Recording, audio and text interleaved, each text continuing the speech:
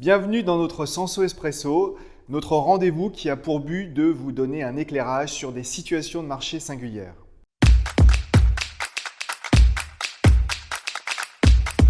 On s'intéresse aujourd'hui aux principaux facteurs monétaires qui devraient animer les marchés pour l'année 2022. On en voit deux, l'un source d'opportunités et l'autre source d'instabilité sur les marchés.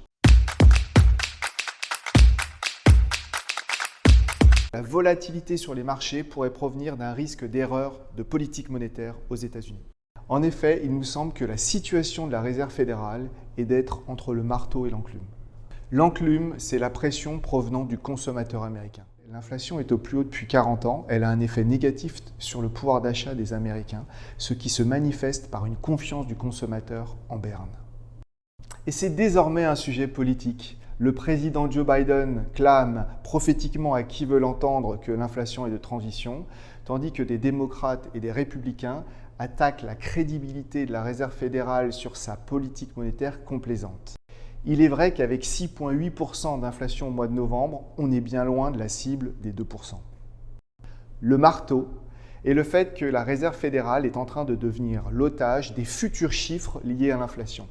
Le risque est de voir la Fed surréagir par une politique monétaire trop restrictive pour enrayer les tendances inflationnistes, et donc le risque est de voir l'économie caler avec le spectre de la récession en toile de fond. Comme très souvent, le juge de paix proviendra de la courbe des taux. Une politique monétaire trop restrictive aura pour effet un aplatissement marqué de la courbe des taux aux États-Unis. Un aplatissement marqué sera le signal que la Réserve fédérale fait courir un risque sur l'économie américaine. En résumé, la marge de manœuvre de la Réserve fédérale est ténue et le risque de politique monétaire extrêmement élevé pour l'année prochaine. Le second facteur qui devrait animer les marchés en 2022, c'est le fait que la liquidité apportée par les principales banques centrales est toujours à un niveau élevé, ce qui devrait stimuler l'économie et l'appétit pour le risque des investisseurs en 2022. En effet, la croissance est attendue autour de 4% pour les États-Unis et l'Europe l'année prochaine et de l'ordre de 5% pour la Chine.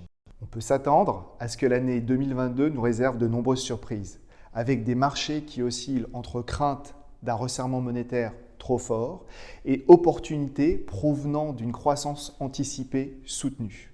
Je vous souhaite à toutes et à tous de très bonnes fêtes de fin d'année.